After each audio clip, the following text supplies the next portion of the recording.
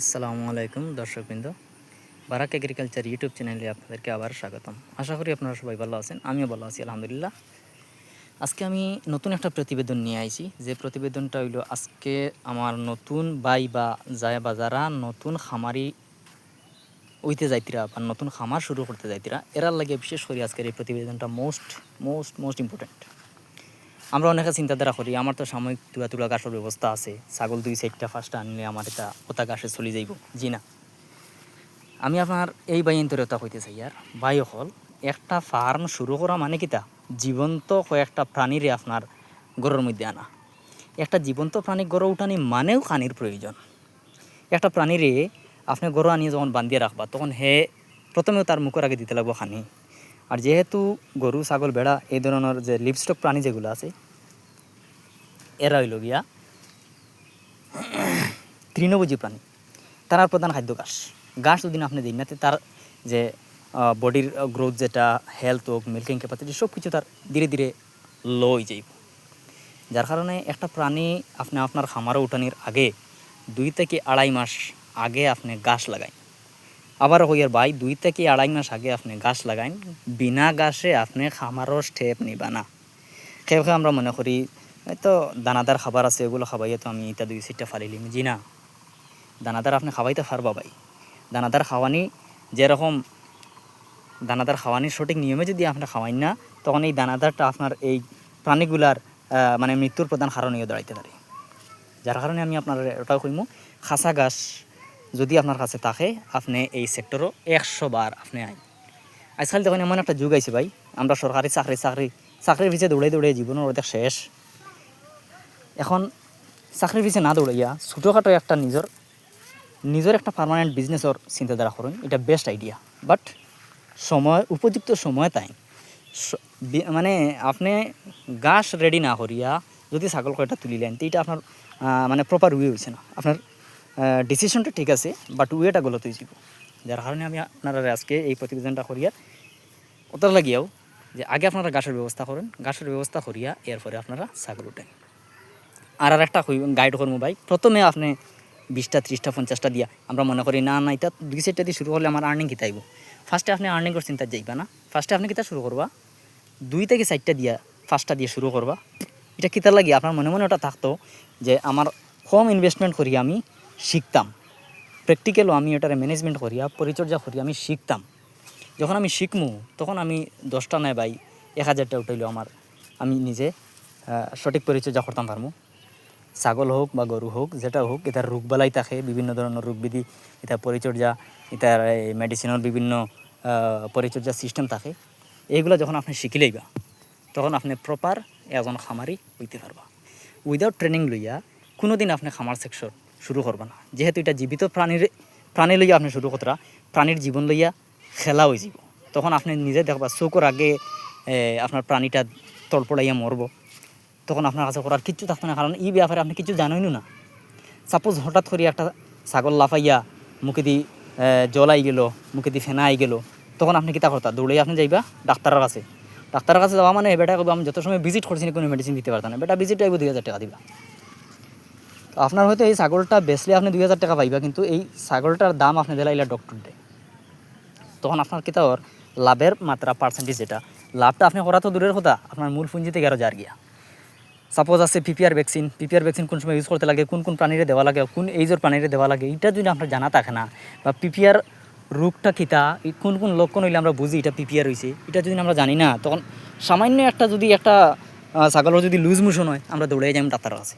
তখন ডাক্তারে কিতা করবো ওতে প্রেসক্রিপশন করবো, হইব আমার লইয়া চলো, আমি দেখতে লাগবো, ইয়া দিব, সেলাইন দিব, ইঞ্জেকশন, মানে যেটা প্রয়োজন নাই বেটা ওটাও দিয়া লাগবে, কারণ তার তো বিল বনতো। এজ এ বিল বানাইলো আপনার গাড়ির উপরে উঠে গেলো। তো যাও এর লাগে আমি আপনারা হইয়ার ফার্স্টে 2 বা 4টা দিয়া 1-2টা দিয়া আপনি আগে মানে স্বল্প পরিসরে শুরু করুন।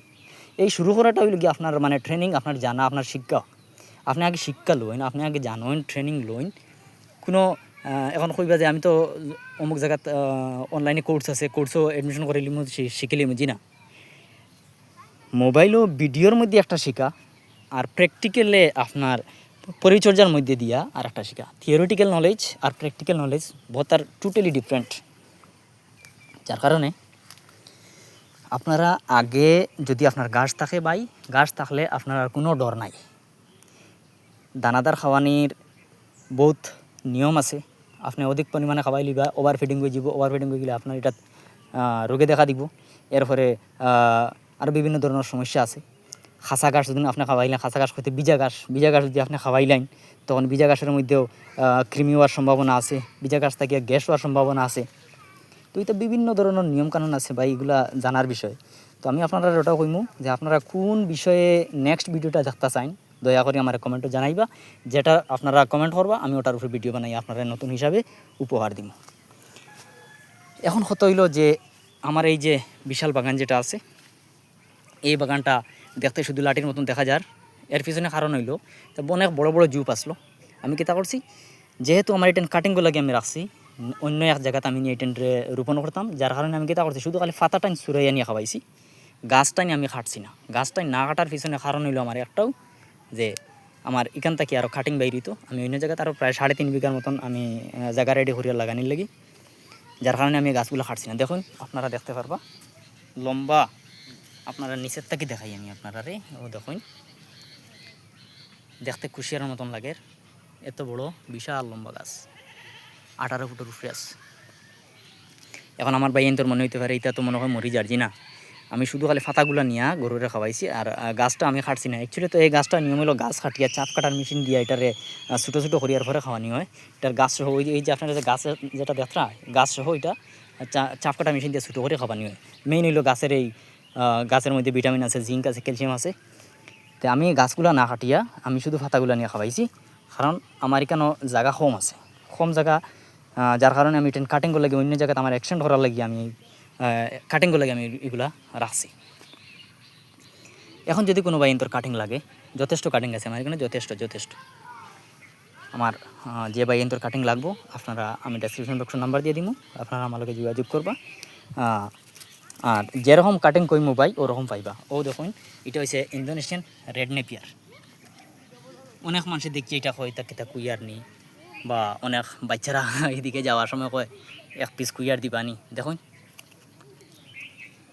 কতটুকু, প্রায় 2 আঙ্গুলের উপরে আছে, মোটা 2 আঙ্গুল, মনে করেন 1.5 ইঞ্চি, কোনো গাছ আছে 2 ইঞ্চির মতো মোটা আছে।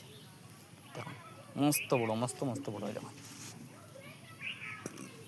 অনেক বাচ্চারা হয় 1 পিস কুইয়ার দিবানি, বাড়িতে আশেপাশে অভিযোগ করে মা অমুকের ওখানে যাচ্ছি কুইয়ার অন থেকে আনো গিয়া তাও তো মাতুন। তো যাক এটা আমি বেজান শুনি, এত মোটা মানে ফুষ্ট কাটিং আছে। 2 থেকে 3 দিনের ভিতরে আপনার এটা কিন্তু জার্মিনেশন আইব গ্যারান্টি। আর যেখানে আপনি রুইবা শুধু খালি জল ছাড়া জায়গাতে রুইবা, কারণ এই যে জলযুক্ত জায়গা যেটা আছে, এটা জলযুক্ত জায়গা দিতে হয় না। যেহেতু এখন বর্ষাকাল, অনেক জায়গা আছে জল জমি থাকে, জলযুক্ত জায়গা যদি 48 ঘন্টা জল জমি থাকে তার গুড়িত, তখন গাছটা ফসা শুরু হয়ে যাব, আপনি আর গাছ টিকাইতে পারতেন না। তখন আপনি যত সার দিবা তত তাড়াতাড়ি এটা মরবো, কারণ গাছের গুড়ির থেকে মানে ফসন শুরু হয়ে যাব, তখন আপনি গাছটা টিকে রাখতে পারতেন না। যেমন দেখুন আমি নতুন একটা বাগান লাগাইছিলাম, ভারতমালার প্রজেক্টর মাটি আমার এটা কিছু জলও জমা করে দিছি আর মাটি কিছু ডাকি লাইছে, যার কারণে আমি এখান থেকে ক্যান্সেল করে দিছি। এটা নিয়ে আমি যতটুকু পারবো সরাইয়ে নিব গিয়া। এখন আমার বাইন্তর কাছে আমি একটা জিনিস কইতাম চাইয়ার, যে আমি এই যে চ্যানেল যেটা, এই চ্যানেলটা আমার একদম নতুন। যেহেতু আমি চ্যানেলটা নতুন শুরু করছি, আপনারা আমার ইন্সপায়ার করেন, আপনারা আমার লগে থাকুন। যে টপিকের উপরে ভিডিও দেখতে চান এই টপিকের নাম মেনশন করি আপনারা কমেন্ট আমার জানাইবা। আর দয়া করে আপনারা আমার এই চ্যানেলটারে সাবস্ক্রাইব করে দিবা। আপনারা একটা সাবস্ক্রিপশন আমার লাগে অনেক মূল্যবান, আমার অনেক ইন্সপায়ারেশন বাড়বো, নতুন আর একটা ভিডিও বানাইতে আমি অনেক উৎসাহিত হইমু, যে আমার ভিউয়ার দর্শক ভাইয়েরা এই টপিকের উপরে ভিডিও দেখতে স্যার, তখন আমার মনোযোগ আরও মনোবল আরও বাড়বো। আর এই গাছগুলা 15 থেকে 18 ফুট মতো হাইট আছে। যদি সেও কোন বলে নাই তা গাছের ফলন কিলো হইব, এটা গাছের ফলন ভাই প্রতি একর বা আমরা যে বিঘা হই, প্রতি বিঘাতে আপনার একবার খাটিলে 20 থেকে 25 টন পর্যন্ত মাল দেয়। বছর আপনি 5 থেকে 6 বার কাটিং করতে পারবা। আর একবার যদি রোপণ করেন মিনিমাম 6 বছর ননস্টপ, আর আপনার কিছু করার নাই, আপনি শুধু খালি সময় মতো সার মারবা আর এই যে জল সরবরাহের ব্যবস্থা করে দিবা, মানে জলসেচের ব্যবস্থা রাখবা, আর সঠিকভাবে তারে আপনার সময়ে সময়ে সার প্রয়োগ করবা। বস আর কিছু করার নাই। প্রত্যেক 40 দিন পরে আপনি রিকাটিং করতে পারবা। যদি আপনার জায়গা উর্বর থাকে প্রত্যেক 40 দিন, নাইলে মনে করেন 60 দিন ওরকম দেখবে, 60-65 দিনে আপনি কাটিং করতে পারবা।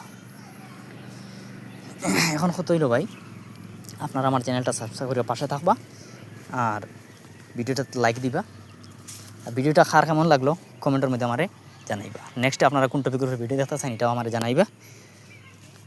তৎসঙ্গে আজকের মতো আমি বিদায় নিলাম। আপনারা ভালো থাকবা, সুস্থ থাকবা। আসসালামু আলাইকুম।